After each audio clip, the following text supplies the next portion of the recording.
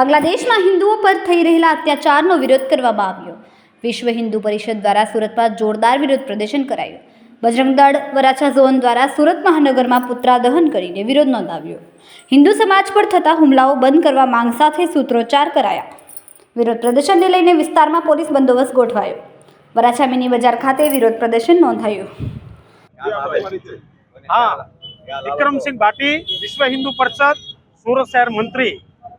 આજે વિશ્વ હિન્દુ પરિષદ સુરત મહાનગર में अलग अलग 8 स्थान पर बांग्लादेशी जिहादियों विरोध में जिहादियों पुतला दहन और धरना प्रदर्शन कार्यक्रम राखेल है। जेना भागरूपे मिनी बजार मानगढ़ चौक में आ कार्यक्रम थई रह्यो छे।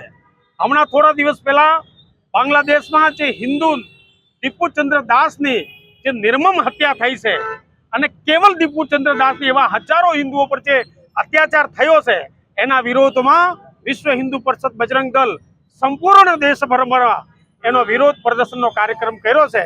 એના ભાગરૂપે આજે આ મિની બજારમાં પુતળા દહન અને ધરણાના કાર્યક્રમ થઈ રહ્યો છે। સમય મીડિયા ન્યૂઝ સાથે સુનિલ પાટીલ, સુરત।